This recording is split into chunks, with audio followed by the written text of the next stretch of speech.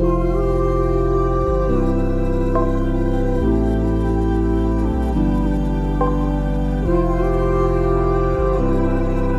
friends. Welcome back to C Club's podcast. I'm your host, Jess, and today we are bringing a conclusion to our DAO contributor series with Nnnnicholas. I think the first important question we have to ask Nnnnicholas is, how many N's do you truly have in your name, Nnnnicholas? Pretty sure we get into that in this episode.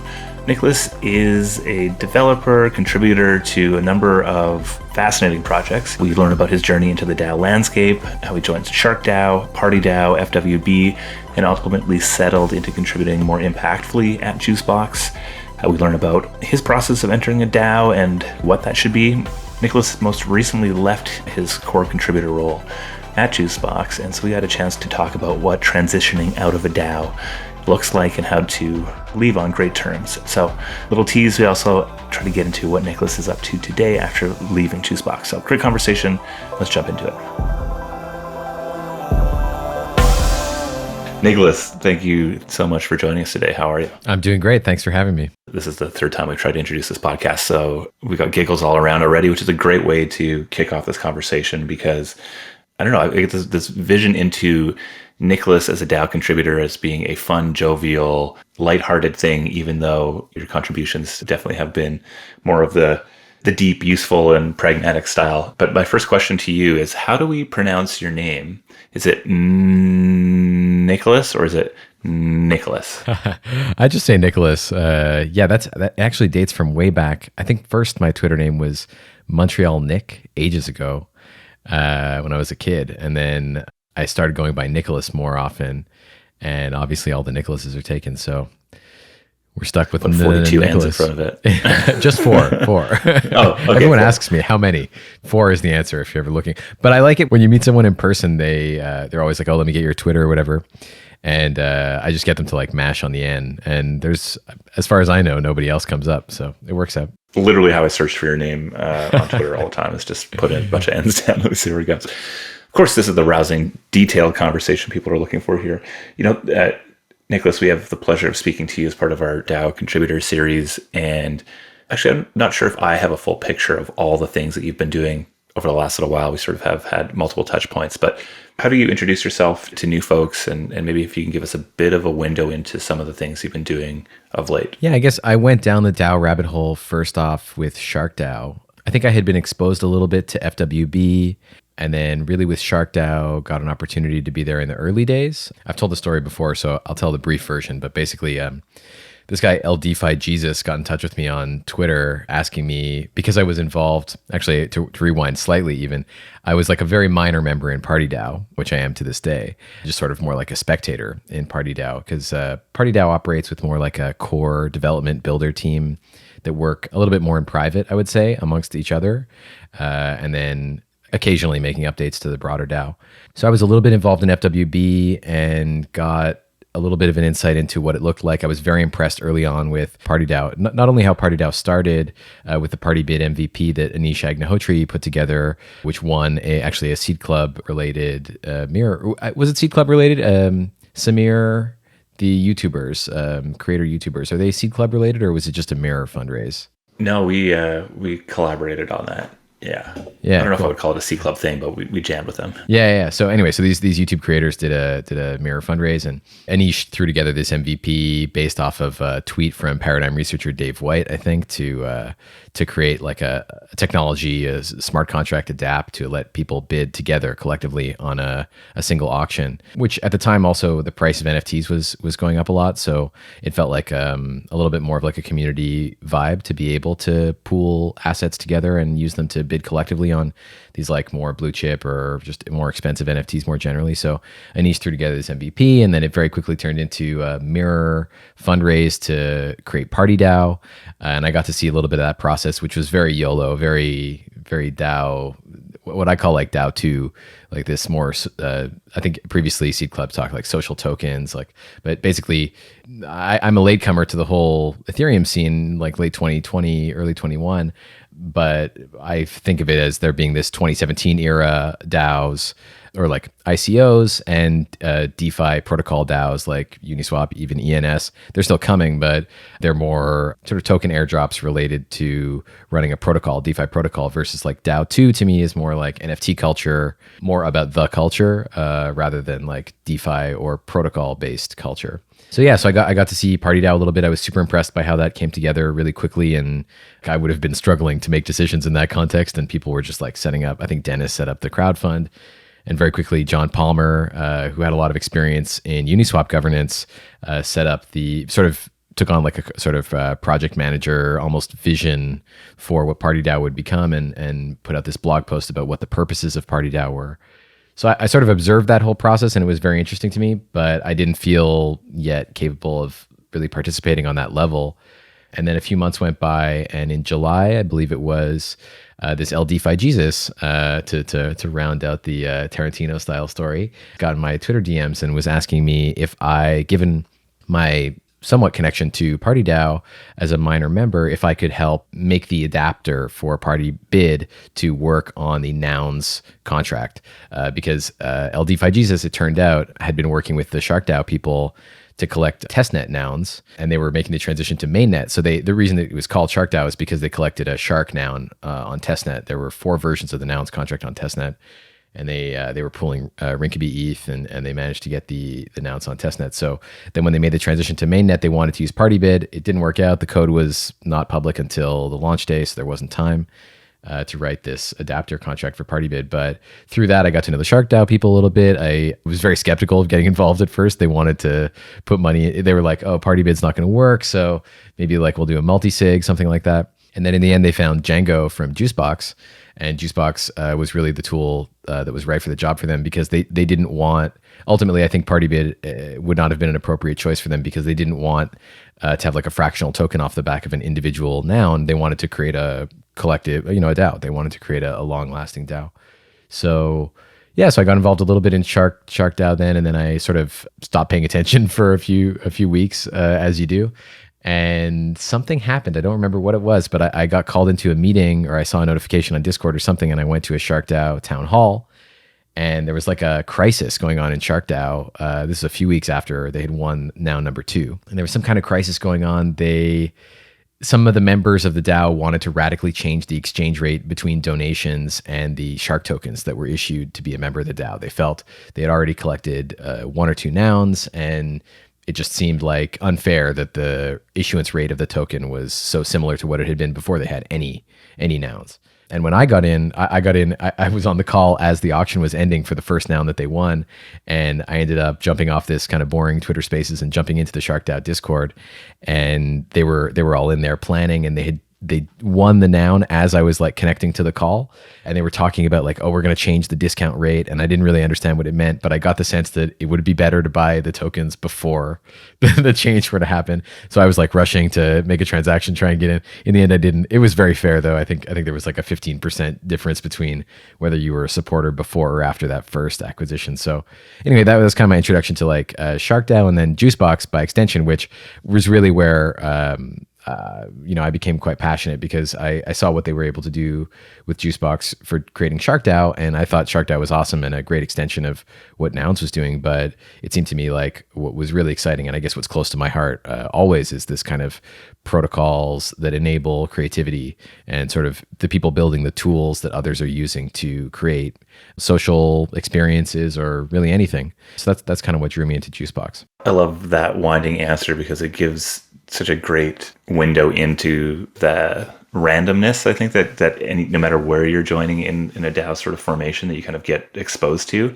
Maybe just a bit of a higher level. You are a developer by trade. Is that the right way of describing your career? Yeah, I think I'm not the best developer in the world. I tool around with Solidity, and I'm always getting better. And I've written NFT contracts, so I describe myself as an NFT developer. But I think what I ended up doing most of all at JuiceBox, where I worked for something around 6 months subsequent to that introduction, what I ended up spending a lot of time doing was sort of DAO operations, I guess you could say. Like, there were a number of issues that, just organizing the Discord UX I got involved in originally, and then I ended up hosting all of our town halls while I was working there. And Also working on governance and a bunch of other things we can get into the details of. But basically, I ended up doing a lot of work around sort of making sure that things run smoothly and people feel both welcome and like able to be effective. Awesome. I mean, all of those projects, SharkDAO, JuiceBox, they all sort of hit me in the same way, which was like, there's just enough chaos happening here that it's probably something I want to own some tokens of. So disclosure, I definitely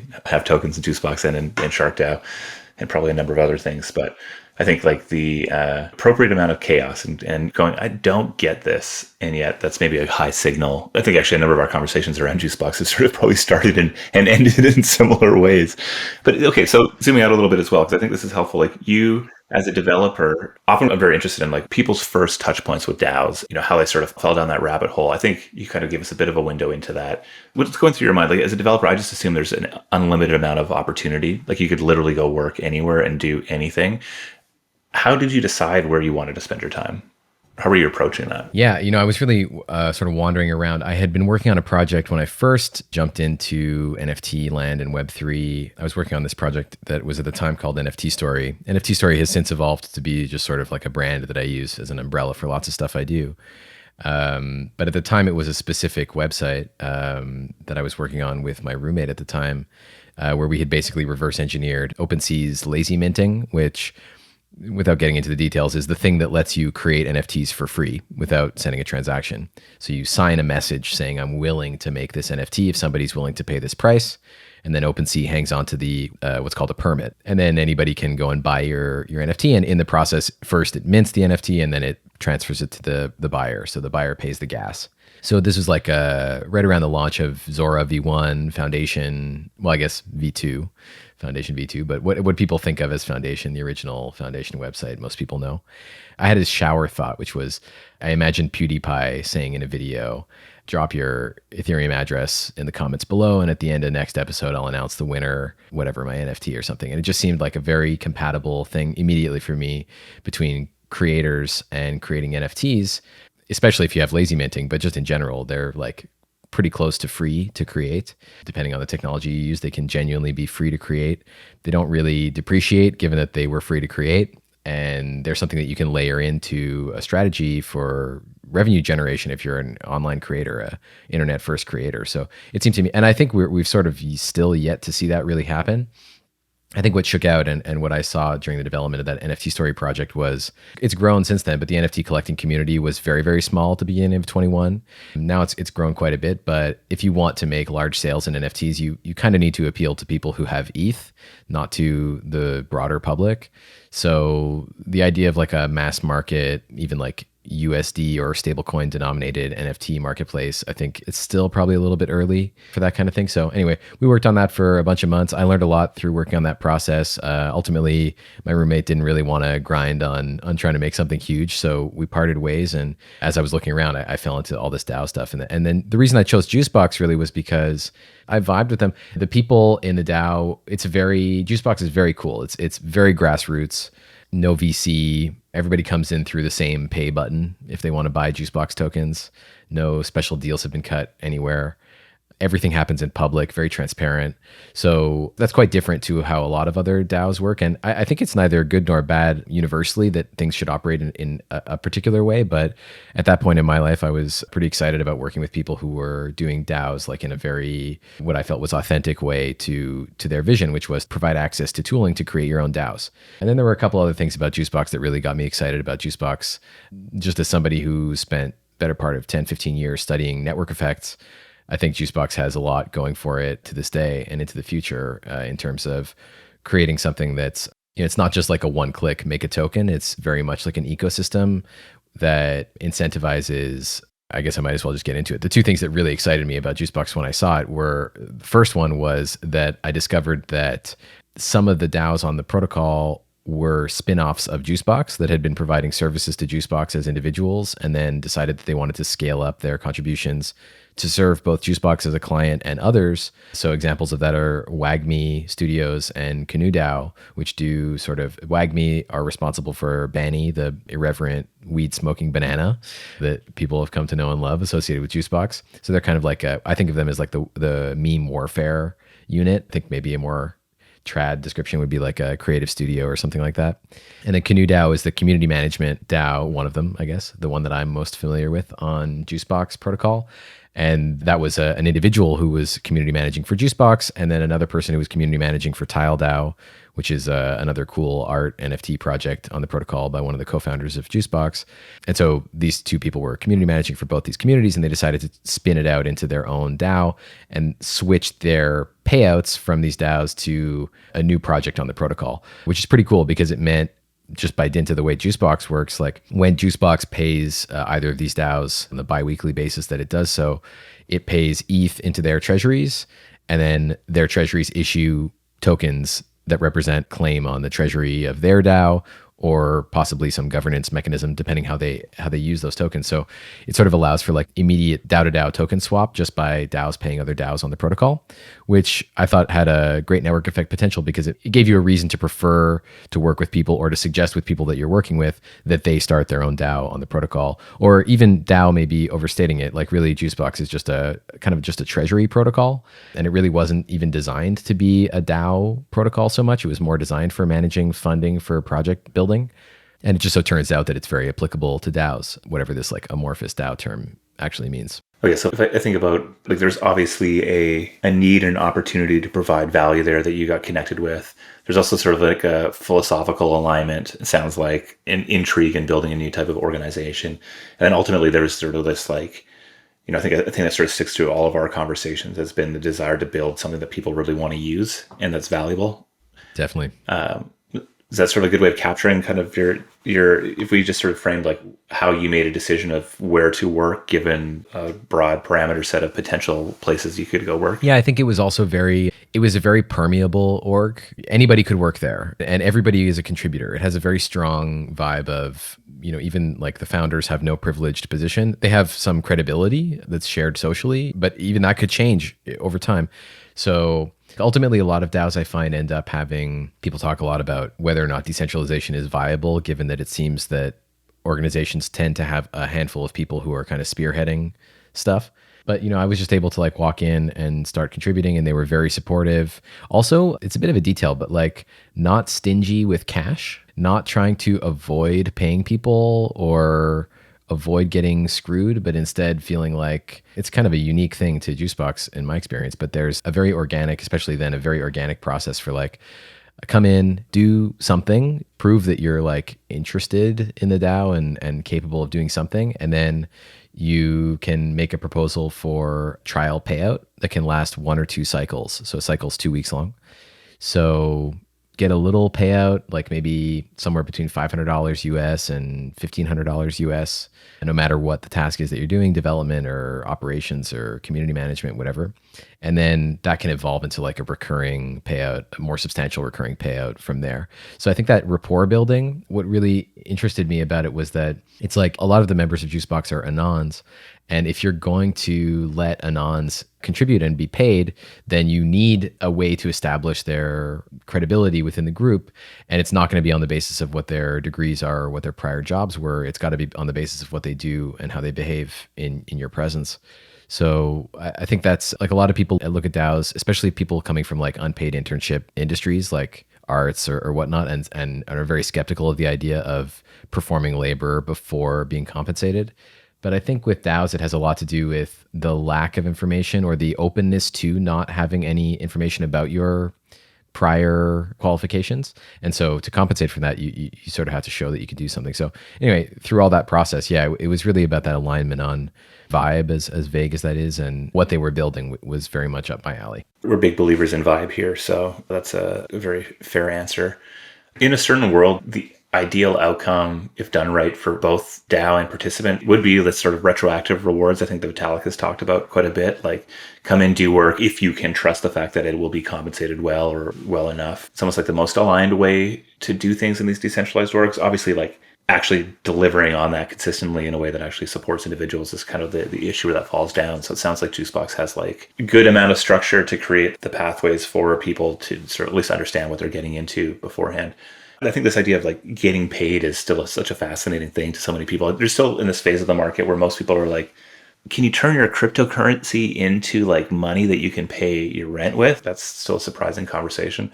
I think thinking through how people get paid within these organizations is an interesting topic. You sort of outlined like the initial piece there, so how people come in, which I think it's elegant in its simplicity.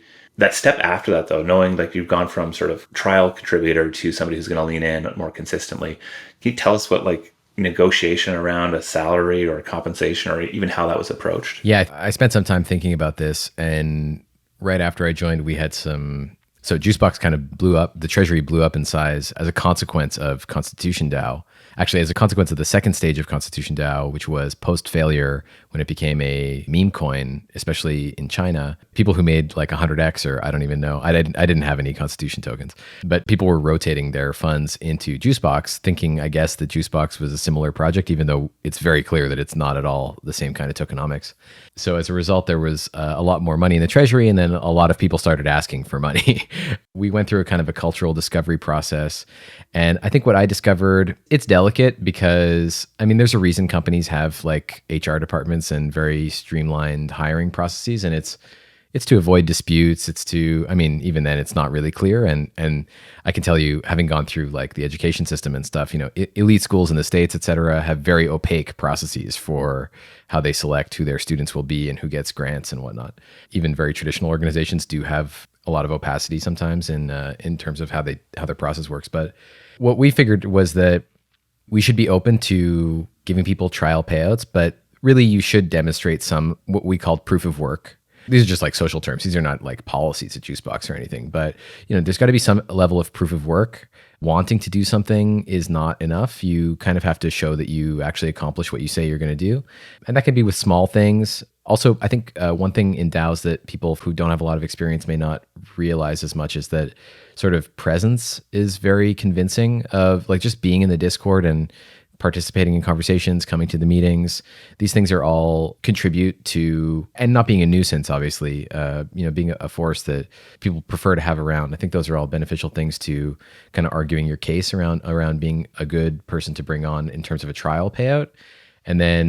And doing something before the trial is good too. And then through the trial, just sort of setting a task and accomplishing it. And then once that rapport has been established through a period of like 2 to 4 weeks, typically often 2 weeks is enough, then a proposal can be made to do this recurring payout. So recurring payouts usually are paid a little bit more. I'd say basically the way the salaries work is just by reference to prior payouts. So you just sort of look at what people are already earning or have earned in the recent past, and then sort of peg your salary according to those numbers. And it is a little bit strange. I think there's also an element of like how much you're getting done affects how much you're being paid, rather than maybe how much time you're spending. If you're spending a lot of time, but you're not really accomplishing very much, then that's not really a justification for payouts necessarily. Rather, it's how much are you contributing as a builder. And that can be like just helping people in a support role also. So give me a sense of the playing field, or like the venue for these discussions to happen. And are they happening in Discord? Set the scene here. Yeah, absolutely. So actually one of the things that I did at JuiceBox was work on the governance process quite a bit. Many parts of the governance process were informal. Any major decision would run through the DAO, but the governance was a little bit too informal for my taste, considering the size of the funds we were dealing with at that point. It seemed like we should really have a very clear process about. The one in particular that brought my attention to it was occasionally the protocol will drop the fees across the whole protocol to 0 in order to allow for a large fundraise where people will be worried about contributing to it if they won't get their funds out if it fails, like Constitution DAO, for example. So the process for lowering the fees to 0, which it sort of just benefits everybody, so it's not so controversial, but nevertheless, it's something that I felt people should have a formal voice in. We ended up defining this governance process that I co-authored the first version of.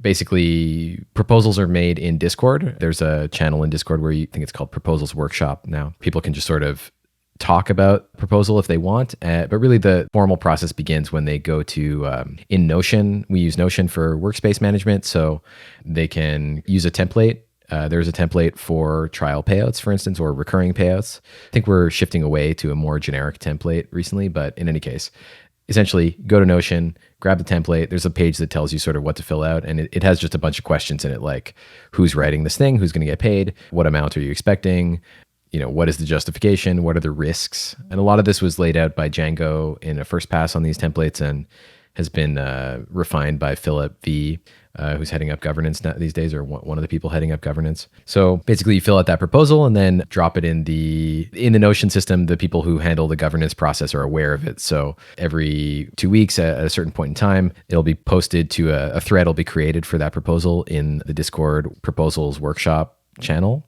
So people can discuss in this thread off the back of your proposal, their feedback. Authors are meant to incorporate feedback that they choose to. Obviously, they don't need to incorporate anything. And then there's a Discord vote temperature check to see if there's enough support in the Discord for it to bother going to Snapshot for a formal vote. It's not too restrictive. It's just sort of, if it's a terrible proposal, no point putting it in Snapshot. So feel free to go to JuiceBox's website and the Notion page. You can see the exact numbers around quorum and for all these steps. But basically, if it passes the temperature check, then it goes to a snapshot vote, and then it's up to the holders of JBX to decide whether they approve of it or not. I believe, last I checked, it's 66% in favor is the requirement for something to pass. And there's some number of independent addresses that must be voting in the vote for it to count. Obviously, that's kind of gameable, but so far it hasn't been a problem. Give us a sense of what's payroll or something like that look like. What sort of scale are we talking about here from a monthly or cycle-based contribution? Yeah, I'd say trial contributors usually start around $400, $500, $600 US per 2 weeks, up to $1,200 around there, depending on what task it is they're doing. If they're doing serious development work, I remember some people were working on writing tests for V2 of the protocol. Those people maybe were getting closer to 1,000 or over in their trials.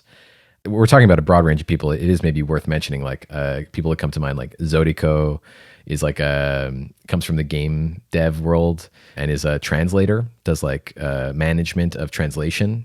So that person started off getting a trial as well. Community managers, mostly building. There's not a lot of managerial work that's done for the most part. So building writ large. And then for the recurring payouts, something I'd say the range is something like 2,000 to 15,000 every 2 weeks. And it depends on the involvement. There's very few people above $7,000 every 2 weeks, but they are very, very involved and really putting their whole lives into it. Cool. That's super helpful. And by the way, all those numbers are on the JuiceBox page. Yeah, anybody can go juicebox.money and check out the JB DAO project, and you can see everybody's salary right there. Yeah, that's the cool thing is it's every salary, every action, transaction, etc., very clearly laid out. And I think I need to use JuiceBox more as an example of these sort of more emergent type of DAOs. I think there's a series of experiments being run right now as far as how permissive, how decisions get done, how leadership is recognized or stewarded there. And I think those are all fascinating. But one of the core pieces that I think is still a challenge is just that working in public nature that really you need to be able to do to get that, create the environment that allowed you to sort of come in and find your place fairly effortlessly, I think, for builders out there thinking about, or even I guess for contributors thinking about where to participate. Easier to get in, though maybe more uncertain of how to create value in sort of these more permissive spaces, and yet maybe harder to get in, but more clarity around exactly how to create value. Though I guess that probably changes depending on your role and the goal of the organization. Yeah, it depends a lot on just who the people are. I would say Django, Perry, Mios, Zug were the voices who were there when I showed up, and they were very welcoming and very happy to have somebody who couldn't tolerate a boring meeting and wanted a tight town hall. They were appreciative of that. It wasn't something they loved and loved to organize or do. And so it was, they were pretty happy for that. So this kind of thing, basically if you fit in, and also I think there's also maybe as a person, I wouldn't want to impose my values too much on others. So that's not to say just come in guns a-blazing, telling everybody what to do. I was very much reading the room the whole time, and it just so happened that we were very, very compatible. So I guess for an aspiring DAO contributor, especially somebody who wants to go full time, you got to find the people who are your tribe in this stuff. And I think it's possible. I think the greatest challenge for DAOs, especially the kind of DAO we're talking about here, like JuiceBox, is retention of focused people, dedicating their focus to the DAO. So if you really like the mission and are actually dedicated to it and are not just going to get distracted by the next shiny thing, then maybe that's a good place to spend your attention. Because the other thing I think contributors can also be distracted by is sort of what's the next big thing? Or, what's the next thing that's going to take off like crazy? And so if your primary motivation for choosing the place you're going to work is that, then I think it'll be harder to stick with it when things sort of slow down. Whatever it was that got you excited is, cools off. Maybe you'll lose attention. So, yep. And actually, one little detail I might add is just like that day, I didn't totally tell the story, but there was this crisis in Shark DAO that got me into like contributing actively to DAOs. With like people wanted to change the discount rate, the exchange rate for the tokens for Shark DAO. And I ended up like, I woke up, I was just happened to be in this Discord call. And then over the next 2-3 days, I ended up co-authoring their mission statement, the mission statement for Shark DAO, which I had basically not been involved in since I had heard of it previously. So like, I think even just doing some one-off activity without the intention of making it your full-time thing can sometimes just like help you sort of figure out what it is that you're good at, and also establish some connections that'll make you more comfortable both discovering the next project that you're interested in and also contributing more full-time in the future. Yeah, I like that as well. I think there's two big things in there. One, the pull of short-term incentives really can lead people astray in crypto. I mean, probably no shock to anybody listening to this podcast, but as that applies to work and yeah, I think embedded in everything you're saying there is the importance of almost like the connections, the people layer, like your people, I think you referred to them as, and how that value, it's like planting a garden, right? You're not going to be able to realize the true value of this ecosystem that you're growing up around or in and as part of if you try to harvest those seeds right away. And so this sort of slower, or at least participating around one's interests with people that are interesting, will pay off at some point. I think you sort of found your way in through multiple different things to where you are today. Another thread that keeps coming up in these conversations is the importance of personal responsibility. So this idea, I guess, of like DAOs being responsible for making it easy for people to onboard and participate, which I think there's validity to that idea and importance to sort of focus on that, but also the personal responsibility of potential hires or participants to like find their way in. Do you sort of have thoughts on the various roles and responsibilities involved in getting people into DAOs, or how we should be getting them into them? From like a recruiting perspective, if you need help doing what you're doing, or? Yeah, I think from a perspective of like, we obviously want as many talented people as possible to come in and participate in DAOs. And also, I question whether or not we really want to be removing friction from that process, or more purposefully introducing friction. I think your example is one where I would be like, oh, in that system, makes a ton of sense to reduce that friction, and a bunch of the decisions you guys have made or that JuiceBox has made to make that easier to participate makes a ton of sense. I also sort of think that there is a world where, where one type of DAO looks like a million members strong, collective brain power figuring things out. But on the opposite side, there's probably many, many more DAOs that look more like Party Bid or even C Club, which is like, or FWB, right? There's sort of some permissioned access to, and so getting in and working there actually might take a little bit more work. And, whether you want to work for a big tech company or a big DAO, or similar processes are going to be involved, and that you kind of need to position yourself for success there. That was one hell of a tangent, but there's a question in there somewhere. I think for JuiceBox, that manifests as like you're expected to write your own proposal for being paid. I've done the occasional one to get somebody else on board who was a little bit shy. In general, there is an expectation that you're going to be the one who makes the leap. Yeah, it's fun. DAOs. I mean, they're so different. There's no right answer. It's really just what works. I think the thing that I would suggest to people is, if you can, just like get involved with whichever DAO is the most appealing to you at present, and then sort of don't worry about where it's going, because the unforeseeable future is it'll go somewhere. Like, you don't need to know. The DAO you are most involved in probably doesn't exist yet. So in terms of personal responsibility, I'm not sure that I have any great answer on that. I think we've seen it in more of the DeFi protocol DAOs, like the kind of social blowups or real contentious relationships between token holders. I think the DAO 2 space is like yet to see that in a major way, but I wouldn't be surprised if it happens. Yeah, I don't think any space is immune from human challenges. Definitely. Yeah, I think that the personal responsibility piece in the way that you phrase it is almost in choosing where, and sort of without expectation. So participating and following your interests there. It feels like it's really a space where if you do good, then like good things come to you. I think we're in such a growth stage of the thing that just contributing without anticipating any kind of return, something good will happen. Yeah, and I think, luckily we're in a position now where that period of time or uncertainty is often a lot smaller, right? Like a lot of these DAOs have capital. And so, in a JuiceBox situation, it's not about whether there is money or isn't money. It's like, how do we best manage a process to get great contributors on board? And, I think if we go back a year and a half, that was a very different world where people were sort of participating without even any understanding of whether there is value here whatsoever. Maybe just sort of moving back to the present here, you've recently decided to step back from your work at JuiceBox. Sort of one of the benefits of this sort of permissive work environment is that you can kind of come in and go, but you also sort of talked about how consistent effort over time, or at least getting people's consistent effort over time, is like the biggest challenge. How did you think through when it was the right time to leave? Were there complications around that? Really interested in sort of how you navigated that space. Yeah, so I worked at JuiceBox. I'm just trying to look at a calendar. 7 months, something like that, 6-7 months. Yeah, for me, I love JuiceBox. I think there are risks involved in participating in all DAOs, and it's up to each of us to sort of decide what our risk threshold is for that participation. And basically, I just, even more broadly than JuiceBox, but I just felt I needed a little time to think about what kinds of things I'm comfortable participating in as like a core member in terms of all of the sort of legal complications that come up from these things. And I think I felt that I didn't want to bring too much of that questioning to an actively running DAO. It was already very much like the rubber had hit the road. And also, even maybe more importantly, I really wanted to take some time to develop some NFT projects of my own and some collaborations.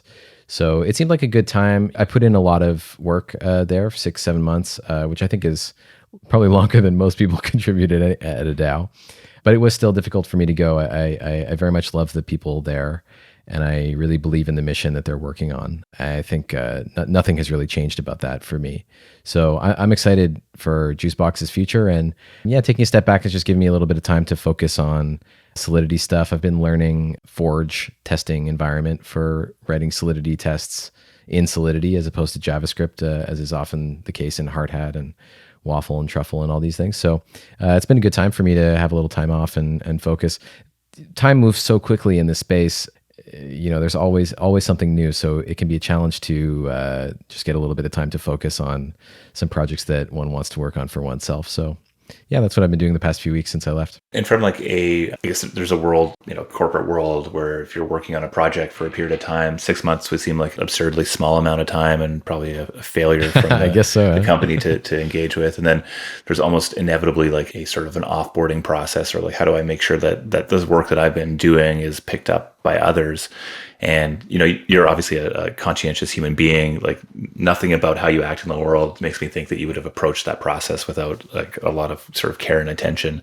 Can you talk about in any whatever detail you're able to, like, how you thought about that transition? Yeah, definitely. It was a good moment from my perspective. I mean, just, I guess, to give a little context, I left on very good terms with everybody, and I'm still friends with everybody there. No doubt. So it was a good time. There were some other people who had come in and taken on more responsibilities in the sort of governance operations parts of JuiceBox, who were ready to take on even more responsibility, and in many ways were doing a better job than I was. So I was happy to hand off to very competent people who I felt could definitely take control and do a good job. And I think there was also a bit of a rethink of the development project I was working on, which was this NFT marketplace, sort of a rethink because of some changes to adapt it more closely to the version 2 of JuiceBox.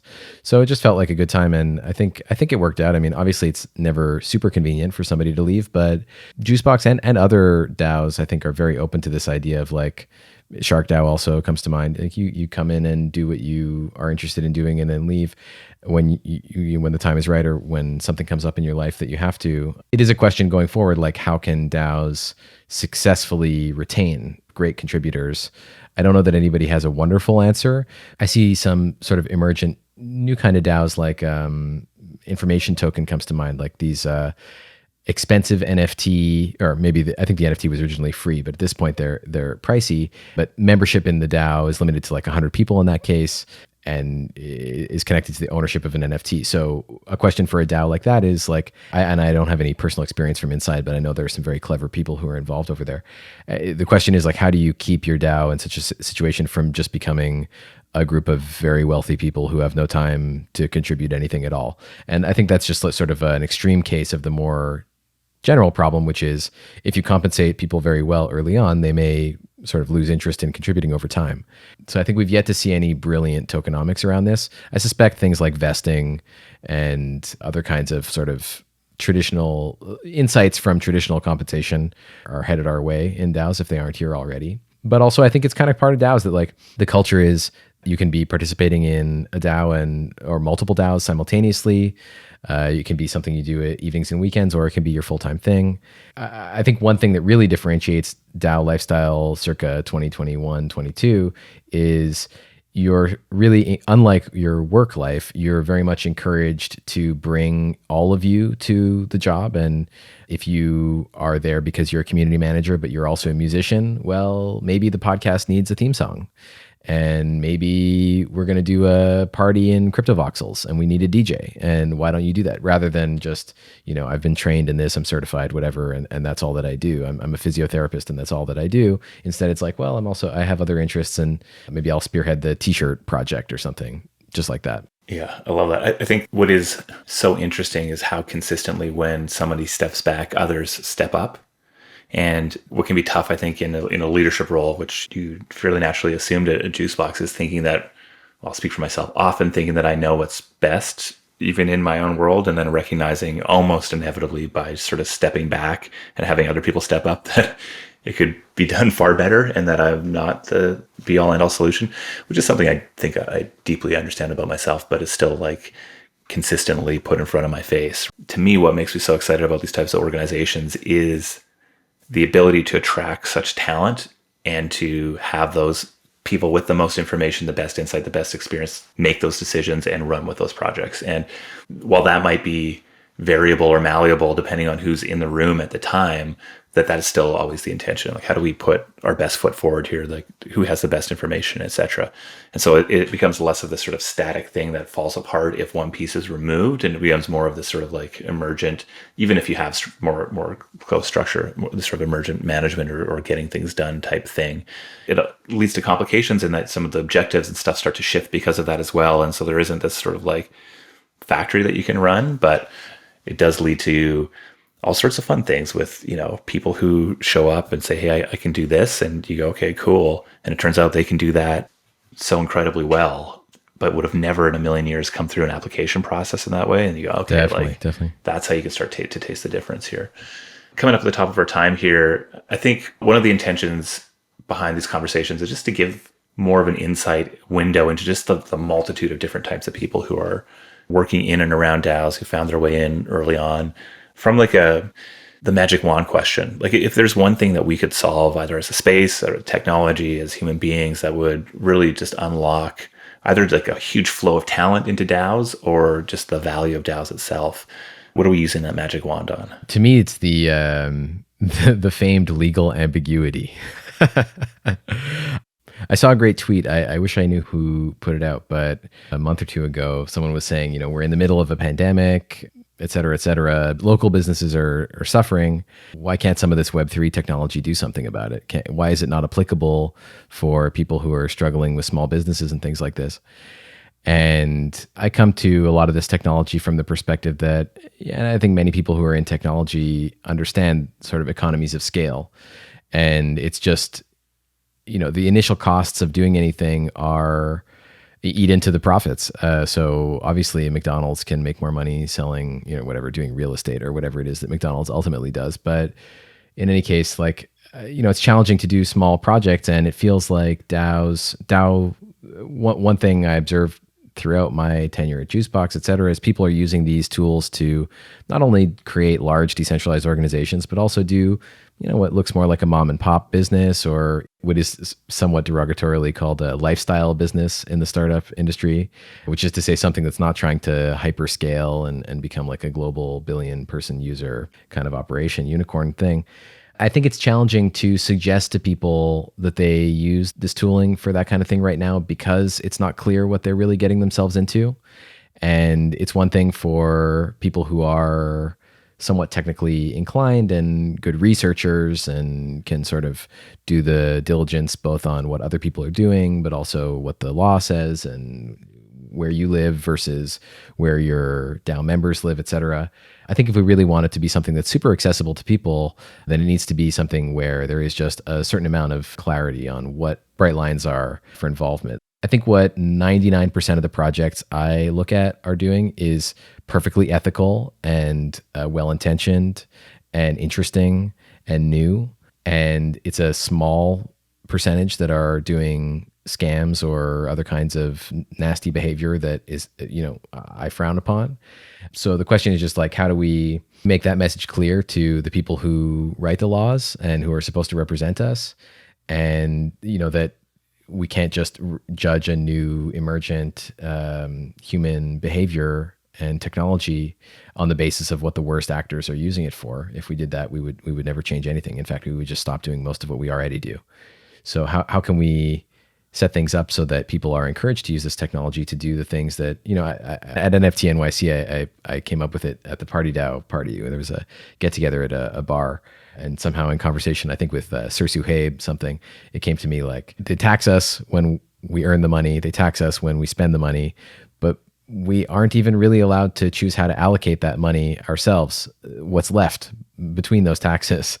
And I think many DAOs would be very happy to pay taxes, to be registered somewhere, to do all the formal things in order to keep their contributors safe and just avoid any kind of complications. So, right now, the choices are do something that's very much within the traditional system and somewhat uses the rails of DAO technology, or more or less sort of go off-roading and hope for the best and try and either make decisions in order to protect yourself or really just ignore the situation altogether. So there's a whole spectrum of options, and we're exploring them actively. My hope is that things don't take a contingent negative turn and people get a real nasty taste about all that we're doing, because I think the greatest problems in the world are problems of social coordination. And cryptocurrency and DAOs are an application of the fact that cryptocurrency is one of the only technologies that I've ever seen, maybe the only software technology I've ever seen that has something inherent to say to social coordination. I came up in the hypergrowth era of social networks and observed that whole process very closely. And the problem is that a lot of people hate Mark Zuckerberg or whatever, but it's like, is Mark Zuckerberg actually evil, or is it just that we have no alternative plan? I think the problem is the systemic one, that there is no great theory for how better to run a enormous centralized operation like Facebook with something on the order of 4 billion daily actives, 3 billion, 4 billion. We can argue about the number, but the point is tons and tons of people are using these services every day. And I don't think that we have a great social structure for managing the algorithm that chooses what those people see. I'm not totally convinced that DAOs have yet figured it out, but I see DAOs, much like crypto, as a wedge, just an opportunity, a chance for us to discover something new through change and by sort of shaking up all the factors. So I really hope that we can come to some kind of resolution in the near term where people can really confidently participate safely. Yeah, double click on that. I think underneath the desire, we need more DAOs, we need more experiments, and truly to get to that level, we need more clarity. Yep. In pursuit of clarity, something we're working deeply on, and it seems as if you are as well. Nnnnicholas, I appreciate you spending an hour with us on the afternoon for me and evening for you. Where can people find you? Where would you like to direct people's attention? Yeah, check me out on Twitter, Nnnnicholas with 4 N's at the start. And every Friday, I do my own Twitter Spaces, Web3 Galaxy Brain. It's recorded every Friday, 5 p.m. Eastern, 10 p.m. UTC. And it goes onto a podcast feed that is available at web3galaxybrain.com. It's been really great. I think we're up to 10 episodes recorded. They're not all on the podcast feed yet, but some really awesome builders. I mentioned some of them today, Django, John Palmer, people behind crazy projects. Last week, we had on some MEV NFT searchers who exploit NFT drops, revealing all the dark arts as they exit back into ERC20 MEV because they think it's more profitable. So always have some interesting guests. So we'd love to have people come check that out. And for the deep cuts, check out Solidity Galaxy Brain, which is a separate podcast dedicated to interviews with Solidity developers, something like Inside the Actors Studio for Solidity devs, if you're familiar with that show. Love it. All great things to go check out. Galaxy Brain on Friday evenings is the place to be. I always see it popping off and jump in on occasion. So Yes, Nnnnicholas, thanks for this winding conversation and sort of front row seat to somebody who in and out and around, but very thoughtfully engaging